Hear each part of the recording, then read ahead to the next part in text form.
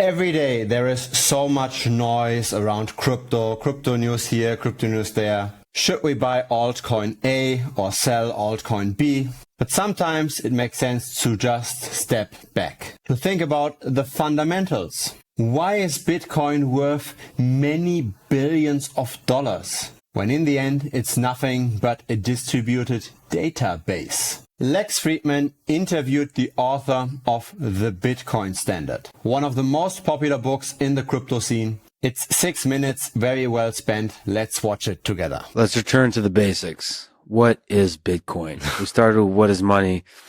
What is Bitcoin? We talked about hard money, inflation, fiat, the history of money, the history of war in the 20th century. And that takes us into the 21st century. What is Bitcoin?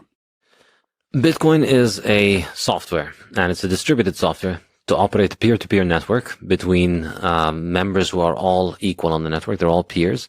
And what this software does is that it allows you to operate a payment network between those peers. And that payment network has its own currency. And that seems like, just a simple software game. But the reason this is such a big deal is I believe Bitcoin is the most advanced form of money ever invented. And the reason for that comes from two properties that this network has. The first one is that the currency is the hardest money ever invented. It's the money whose supply is the most resistant to inflation. It's the first monetary asset that we've ever invented that is guaranteed to be fixed in its supply, that cannot be increased beyond a certain number. So there's only ever going to be 21 million Bitcoins. And that's a qualitative leap forward in our technologies of money. All of our monies leak, essentially, because people can always make more and more and more of them. The best money is the one that leaks the least, which is gold, because it only leaks 1.5%. In other words, your share of the gold stock is diluted by 1.5% every year. Ideally, you'd like it to be zero. Bitcoin is currently at around 1.8%, headed towards zero. So it's the first money that we've ever had that goes to zero in terms of terminal supply. So there'll never be more than 21 million Bitcoin. And I think that's a huge deal because, as I said earlier, money is always whatever is the hardest to make. And now Bitcoin is the hardest thing to make. And then the second property, which is extremely important as well, is the fact that it operates without the need to trust in anybody. It doesn't have a party that is in charge of it. It doesn't have a central authority that can, it's, as I said, it's peer to peer. So it only has users. It doesn't have any admins. There's no authority in charge of Bitcoin that can take your Bitcoin, that can stop you from using Bitcoin, that can change the rules of Bitcoin. They can't make more of it. So it's fixed. It's available for anybody in the world. It's the hardest money ever invented. And it is absolutely, I think, an enormously significant invention because if you read the fiat standard and the Bitcoin standard as well, you'll see my perspective for why I think a very large number of problems in the world are caused by easy money, are caused by inflation, and caused by government having access to essentially an infinite recourse to people's wealth. And I think Bitcoin fixes this because it allows us to have money that has the salability of gold across time, meaning it holds its value across time like gold, but much better than gold. But also it is similar to fiat in that fiat can travel quickly, but Bitcoin can travel even faster than fiat. So it combines gold's salability across time with fiat's salability across space in one immutable package that nobody can change and nobody can control. Can you define the word salability?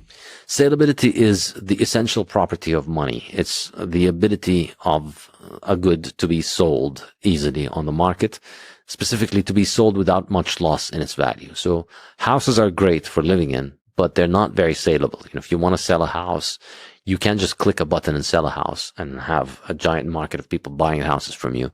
You need to find somebody who wants the exact house that you have with the exact specifications that you have. And because, houses are not identical, there's no liquid giant market for people to just buy and sell identical houses from.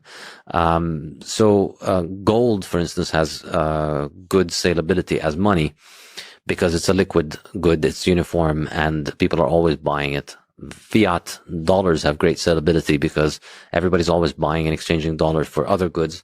So if you have $100 bill, you can easily get rid of it and you'll get $100 worth of stuff for it. If you have $100 worth of stuff, it's harder to get rid of it. If you have $100 worth of phone, it's not as easy to spend it as a $100 bill. That's salability. What do you mean that Bitcoin, I understand that Bitcoin has the sellability of gold across time. Better even, yeah. Better, yes. Like on the order or whatever. And then has the sellability of fiat across space. What does that mean? So if you remember when you asked me what is the advantage of fiat, what is the advantage it offers us, it's cheaper to move fiat across space than it is to move gold. You know, with the current fiat monetary system, for all of its flaws, you know, you can send money, I could send money from my bank account in the US to a bank account in China in a couple of days, or in Britain, in France, in a day or two, which is, you know, much faster than you could do with gold and much cheaper than you could do with gold. But in reality, with fiat, you know, the reason Bitcoin improves on that is that with Bitcoin, you're actually you're sending final settlement in a couple of hours. So you send the Bitcoin transaction, you get 6 confirmations in an hour. You get about 12 confirmations in 2 hours on average. With 12 confirmations, you know, you're pretty definitely clearly safe on this.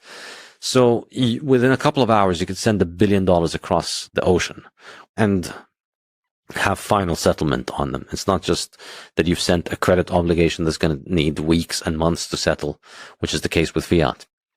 So it is faster than fiat, effectively. So it's harder than gold and faster than fiat. That's a good way of putting it. Now, many altcoins claim they are better in Bitcoin in both of those regards. They transact faster than Bitcoin, that's pretty much any blockchain, and they might also inflate less. For example, for Ethereum, the number of tokens is even shrinking over time as Ethereum gets burned. But then, on the other hand, we've got the decentralization of Bitcoin, right? The argument that there's no central attack vector that could bring the whole thing down. But completely independent from this, the reason why I like this interview so much, why I like clips like this so much, is it brings in new people that are not yet in crypto. In order for the entire crypto market to grow, we need people from outside, people that have wealth in property, on precious metals, to move at least parts of that to crypto. And Bitcoin is still arguably the safest of the cryptocurrencies, simply because of its size and its adoption, but also because of its regulatory clarity. Nobody knows where a specific altcoin might go tomorrow.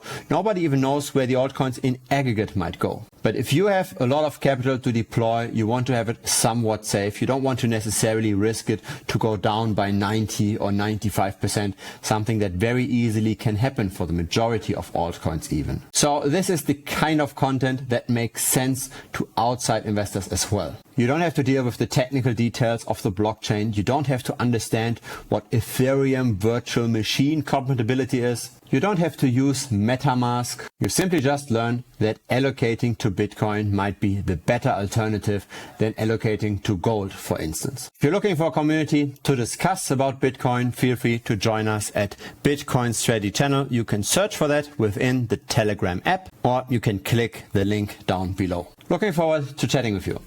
Bye-bye.